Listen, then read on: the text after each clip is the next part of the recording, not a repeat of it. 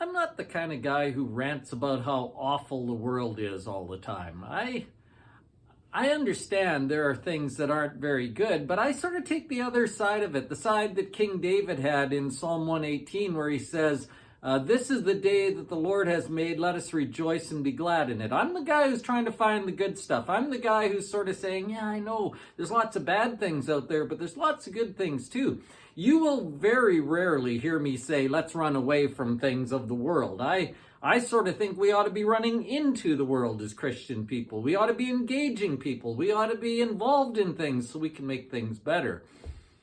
Having said that, though, I do recognize that there are things that are not spiritually healthy for us. There are trends that go around. There are thought patterns that we just sort of fall into because we live in this society and in this time. And some of those are not really good for us in the long term. They're not really good for our spiritual health. This week, we're going to talk about one of those trends.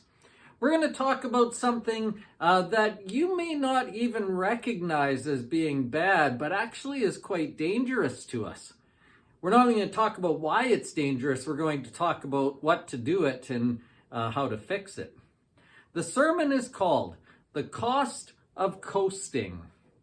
Why putting your life in neutral is dangerous and what to do about it. I think this is a real problem and a really unrecognized issue, but something we need to deal with, and we'll deal with it on Sunday. In our Bible study at 10 o'clock, we are finishing Acts chapter 9. We've just finished with Saul's conversion. We're going to look once again at Tabitha and that story, and then we're going to focus most of our time in Acts chapter 10, and I love Acts chapter 10. It's really interesting. It's a story of a man by the name of Cornelius. Cornelius is one of the most unlikely followers of Christ. He's a Roman centurion. He should have nothing to do with faith in God, and yet he's one of the best men in the entire Bible.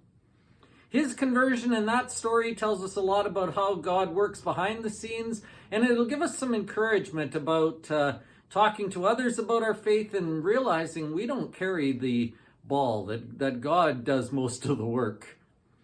Acts chapter 10 is going to be a great Bible study. It's almost March. In fact, by the time we see each other, it will be March. That means spring's around the corner. There's water running on the streets. People are happier. They've got a spring in their step. That's really nice to see. We can celebrate all of those good things and celebrate together on Sunday. We'll see you then.